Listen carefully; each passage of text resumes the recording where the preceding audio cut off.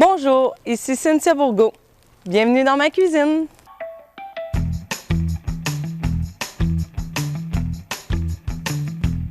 Nous sommes dans la cuisine de la Maison Rousseau cette semaine en compagnie de Cynthia Bourgault. Elle est chef exécutive et copropriétaire de la Maison Rousseau. Bonjour. Oui. Allô? Et tu nous proposes cette semaine un tartare de bison 100% régional. Oui, 100% régional et un tartare qu'on n'a pas l'habitude de peut-être voir, un tartare mi-cuit.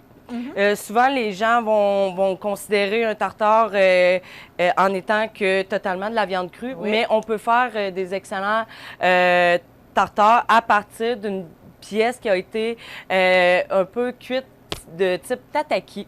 Fait que c'est ce que je vais vous faire aujourd'hui. Donc, on a notre pièce de viande ici. C'est une petite ronde de bison chouinard à Saint-Jean-Port-Joli.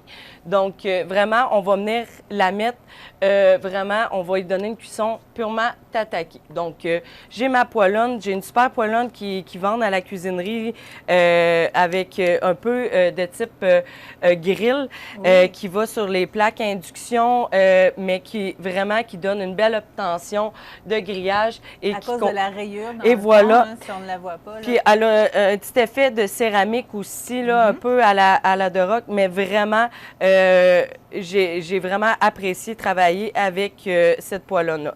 Donc, on a notre petit tataki. On peut venir légèrement l'assaisonner. Pas trop parce que vu que je voulais faire un tataki un peu plus de type en croûte, le pourquoi que je fais juste mettre légèrement un peu de sel et de poivre chaque bord.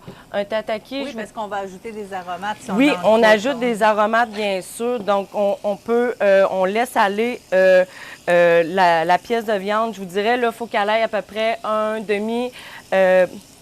1 mm et 2, là. Il faut qu'on ait une belle petite couche. Un peu plus saisie. Oui, là. un peu plus saisie, mais je vais vous le montrer en cours de route.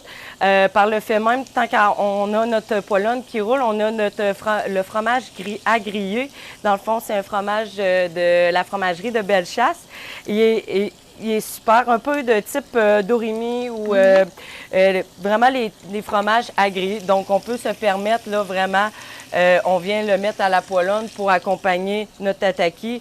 Au lieu de prendre différentes poêlonnes, là, on a la chance d'avoir de la place en plus, fait que ce qui est intéressant. Et par le fait même, on peut déjà préparer nos croûtons grillés. Donc, on se prend une belle baguette de pain. On vient faire des beaux croûtons. Moi, j'adore ajouter un petit peu d'huile d'olive sur mes croûtons, sel, poivre. Les clients au restaurant, on fonctionne comme ça, puis les clients sont vraiment... ils trouvent que nos croûtons ont une petite différence et c'est vraiment juste parce qu'on prend un peu plus de temps juste pour les assaisonner. Et souvent, je trouve que ça donne une meilleure... ça donne un petit peu plus de goût, puis ça vient rehausser notre tartare. Donc là, on voit ici notre tataki. Il a commencé à faire une légère croûte. Fait que je vous dirais que comme ça, on veut pas avoir un steak médium saignant pour faire notre tataki. On veut vraiment le tataki en soi. Donc, on vérifie nos fromages comme ça. Puis on voit là, c'est vraiment un fromage qui va bien se tenir. C'est vraiment intéressant. Vraiment très beau. J'adore. On a vraiment les traces oui, du vraiment grillage, là, vous avez le grillage qui est super bien. Ouais. Là, pourquoi que j'adore cette poêlonne? Sérieusement, ça vaut le détour d'aller voir les conseillères à la cuisinerie. Puis ils vont eux aussi vous dire que c'est vraiment un excellent produit là, en termes de poêlonne. Un peu plus pour faire steak et compagnie. Donc, je mets les croûtons en même temps parce qu'on a certains sucres en plus de notre viande. Donc, moi, je vous dirais, on arrête le tataki comme ça. Le fromage aussi, on peut se le mettre. C'est sûr, je vous conseille de le mettre au froid. On peut laisser, on peut mettre aussi un peu plus, déposer nos croûtons vis-à-vis les sucres du bison.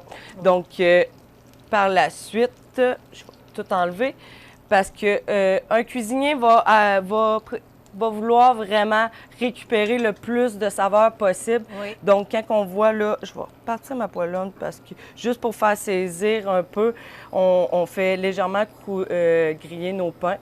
C'est sûr, je vous conseillerais de les mettre un peu plus longtemps, mais là, pour office, je vais vous montrer, dans le fond, un petit supplément qu'on peut ajouter quand que je vous parlais qu'on aimait bien garder les sucres. J'ai la bière de la Côte-du-Sud, la 375e. On vient vraiment... Je vous conseille de vous retirer du feu. On vient déposer la bière. Vraiment, on met toute la bière parce qu'on ne veut pas la gaspiller. On a souvent du sirop de maïs à la maison. On ne sait jamais quoi faire avec. On met ça à l'intérieur. On va vraiment aller créer une petite texture de caramel. Parce que pour un caramel à la bière, il ne faut pas trop que ça réduise. La bière va rendre un côté un peu plus acidulé qui va être désagréable. Donc, le pourquoi qu'on met le sirop de maïs, il va venir faire en sorte que le caramel va se prendre plus vite. Donc, on ajoute le sirop de maïs, on ajoute le sucre. Ça va frémir un peu. Là, j'aime bien ça, aller décoller vraiment tous les sucres de la saveur du bison, le petit fromage. Par la suite, quand on sent qu'on a vraiment tout été récupéré, que ça frémit un peu, on a juste à le transvider vraiment dans une petite chaudronne comme ça. On vient le transvider. Puis c'est idéal qu'elle soit faite carrée. Je trouve que souvent, c'est plus facile à transvider par la suite. On peut faire des sauces. Coin, là, oui, c'est ça. Fait à ce moment-là, on laisse aller là, pour les joies de la magie de la télé. Oui. J'ai déjà mon caramel de fait. Donc, là, il est froid, donc ça va quand même, ça va prendre quelques heures. Il faut que, lorsqu'on met dans une cuillère dans le caramel, il faut qu'il y ait un petit délai quand ça s'écoule. Okay. Donc, on le sait que notre caramel est prêt. Donc, on a ça. Fait quand on a tous nos éléments, on a aussi la petite moutarde, super facile à faire. Souvent, les gens on y va avec une moutarde de Dijon, commerciale.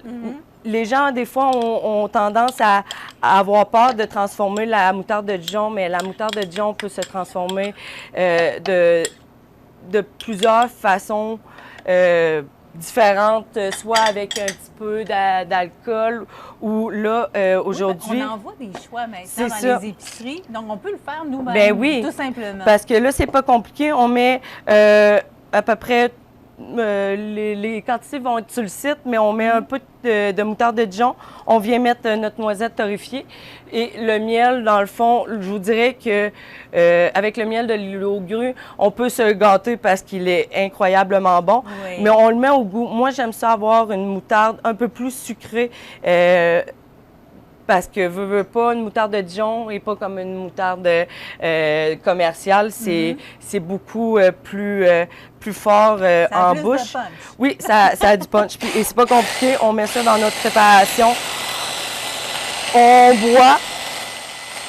Puis quand on trouve que l'obtention est belle, on arrête ça là. Est-ce qu'on veut de la texture ou pas? Ça dépend. Ça dépend. Si on veut garder des beaux morceaux, mais là, comme vous voyez, vraiment, on a vraiment des morceaux de noix. Mais quand même, on le voit, oui. Et voilà. Si jamais vous voulez plus une texture des noix plus grossiers en bouche, je vous conseille de ne pas les broyer au préalable. Là, moi, j'avais des noix concassées.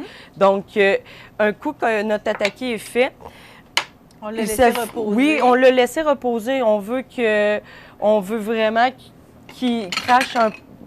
C'est la façon de le dire, mais oui, qu'il rejette son sang. Parce que souvent, justement, vu qu'on lui a donné une certaine chaleur, vraiment, on vient y mettre un petit peu d'épices cannelle. C'est le Duca noisette et sésame. Vraiment un excellent. On l'a utilisé la semaine dernière, d'ailleurs, pour la gaufre au saumon fumé. Donc, on peut l'utiliser là aussi. Oui, vraiment. Bien, les épices cannelle, à la cuisinerie, il y a vraiment une très très grande variété d'épices qui sont intéressantes. Les Poconos, il y a des épices à steak, des sels fumés. Vraiment, ça vaut le détour. Donc, c'est sûr que on aime mieux vraiment en avoir. Fait qu'on n'a pas peur d'en mettre. Oui, on le met dans du saran wrap par la suite, vraiment pour que on ait une obtention de belles croûtes. Donc, vraiment, on va avoir la saveur aussi qui va entrer dans la viande qui va pénétrer dans la viande. Donc, vraiment, c'est très intéressant de le faire vraiment de type tataki parce que par la suite, on peut le servir vraiment soit tataki ou soit vraiment tartare.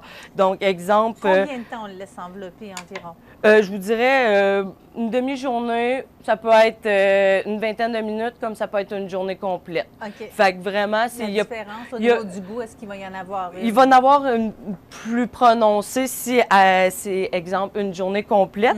Mais sinon, la journée même, ça peut faire une texture différente. Parce que les épices, la croûte qu'on a fait est plus croquante. Là, elle a été une journée de temps. La viande va avoir pris du goût, mais la croûte va être un peu moins croustillante que ce qu'on aurait eu, mettons, après 2-3 heures. Donc, et voilà. Fait qu'on a vraiment un très beau tataki ici, comme ça. Donc, faut pas avoir peur, je vais vous tasser ça pour qu'on puisse le voir. Fait que si jamais on décide, on peut très bien le conserver en tataki. En tranches, vraiment. On le coupe en tranches. On vient mettre une petite décoration si on veut faire, on veut épater nos invités à la maison. On fait un duo tartare et tataki. Ça peut être très bien. On vient mettre nos petites tranches sur la moutarde de noisette. Sinon, en format tartare, donc il suffit seulement. C'est sûr qu'on perd un peu de croûte, mais on va la mettre quand même dans la recette, donc on n'a pas peur de le couper. On se fait des belles tranches comme ça.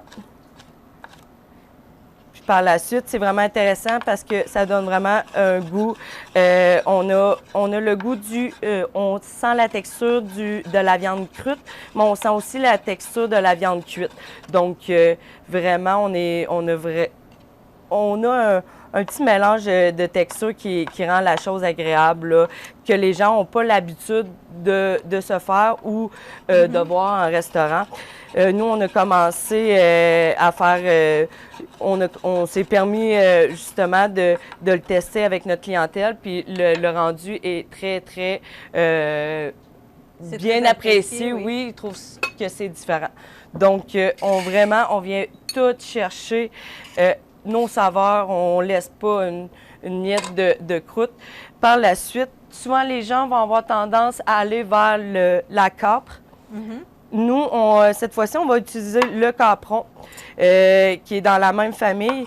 C'est différent car à l'intérieur, il y a vraiment des petits grains. Oui. Comme on peut voir, c'est vraiment pas comme le capron, mais ça donne une certaine texture agréable et ça fait différent que le bon vieux capron.